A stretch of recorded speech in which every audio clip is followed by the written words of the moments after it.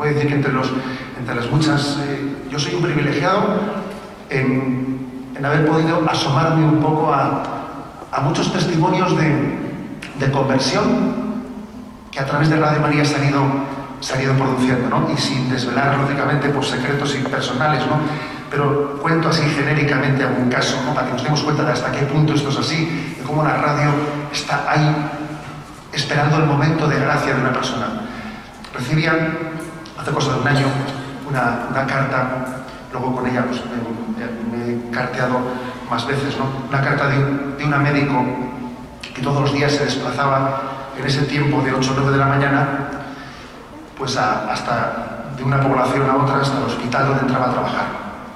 Una médico, pues no casada por la Iglesia, había sido educada católicamente, pero había abandonado la fe, se había casado con un increyente, se casó por lo civil, tenía 3 hijos, me decía ella, ya había abandonado la fe. Y uno de esos días, también Radio María tiene, yo creo que he escuchado tantas veces, tiene la capacidad de meterse en sus frecuencias, en los coches, a veces sin ser buscada, que es algo que algún día alguien nos lo explicará cómo es eso. Pero bueno, ahí está ese misterio, ¿no? Tantas personas dicen, se me ha metido una radio que yo no buscaba. Y aquella mujer, que estaba bien alejada de la fe, tuvo la mala suerte, entre comillas, ¿no? Tuvo el calvario de coincidir con el catecismo cuando comenzaba a explicar ni más ni menos que el 6.º mandamiento, madre mía. Claro, pues la mujer, bueno, pues estaba el primer día diciendo, pero ¿cómo se puede hablar de esto? ¿Cómo se puede decir esto? ¿Cómo se puede hablar de la pureza hoy en día? Y ocurrió que esa semana ella tuvo la terrible experiencia de descubrir que su marido le era infiel. La terrible experiencia de que su marido estaba traicionando, y su marido marchó de casa y entonces se sintió verdaderamente traicionada y ella continuaba escuchando el catecismo, continuaba escuchándolo y claro, obviamente veía una coherencia y veía también determinados presupuestos de su vida, determinados pensamientos, formas de pensar habían llegado, ciertos vientos habían llegado a formar tempestades, ¿no? Y veía la coherencia de decir, he sido utilizada por una concepción de la vida, por una concepción de la sexualidad desligada de la vocación al amor por la que Dios nos ha dado. Y me decía ella en la carta que llegó un día que en esa autovía que le separaba del hospital, dijo, si sigues escuchando esto te han convencido, tú verás, decía ella, o cambias la emisora o has caído, ¿no? O has caído. Y me decía ella de cómo Dios, en ese momento en el que iba a descubrir la traición de su marido, tenía el Señor en ese momento, se le cerraba una puerta, pero se le abría una gran ventana, le tenía preparado el encuentro con Jesucristo, el encuentro con su novedad, el encuentro de gracia con Cristo, que le iba a hacer entender cómo su vida podía comenzar de nuevo y podía renacer de nuevo. Bien, son muchos los casos de los que solemos ser testigos de cómo entran en antena. Yo quiero decir que la audiencia de Radio María es un misterio, Hay un gran hartazgo de frivolidad y de politización. Frivolidad y politización.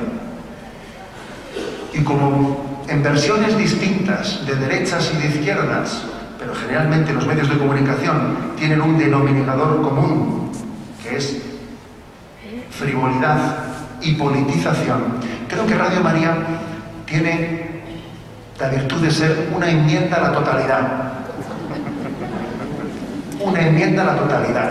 Y esa es su fuerza. Esa es su fuerza, porque uno observa que hay muchos medios de comunicación que se tiran de los pelos entre ellos cuando básicamente sus valores son los mismos. Uno dice, ¿por qué discutir si pensáis lo mismo?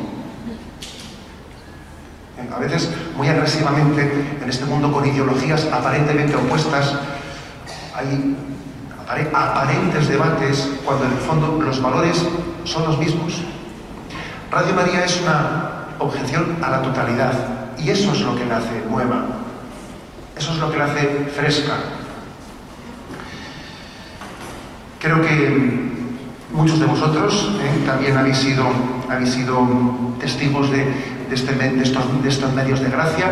Creo que la grandeza de Radio María está en su carisma. Muchas veces digo, cuanto más pobres, mejor. Decía Esteban, mi hermano Esteban, que estaba dudando sin cambiar el lema de Radio María. Sabéis que el lema es la gracia de una presencia. Él decía que podíamos cambiar el lema y poner como lema: nos derriban pero no nos rematan. Sería un buen lema también, ¿no? Para eso es que es así. Viene bien el que estemos siempre apurados. Viene bien que seamos siempre pobres. Viene bien. Creo que forma parte del carisma de Radio María el no pretender buscar un carisma, o mejor dicho, una situación desahogada. No. El Señor no bendice las situaciones desahogadas. Más bien quiere que vivamos siempre desde la debilidad. Porque cuando eres débil, entonces eres fuerte. La historia de Radio María es la historia de David, que tiene una pequeña onda y una pequeña piedra, y a veces derriba gigantes. Y me estoy refiriendo a conversiones, que esos son los auténticos derribos, los demás no se derriba nada. Esta es la historia de Radio María. Yo le pido al Señor que no cambie. Yo suelo decir a Esteban, hay que ir avanzando, pero tú procura que esto no cambie demasiado. Que no cambie demasiado. Que sigamos siendo así de débiles, que sigamos siendo así de impotentes, así de poca cosa, porque eso es lo que Dios bendice. Bien, y como decía, lo mío era la excusa. ¿Me explico? Lo mío era la excusa. Creo que es importante, ahora voy a pedir a Esteban que nos diga una palabra sobre qué proyecto tiene Radio María en este momento en Madrid en las Jornadas Mundiales de la Juventud. Si os parece, le dejamos ahí la palabra.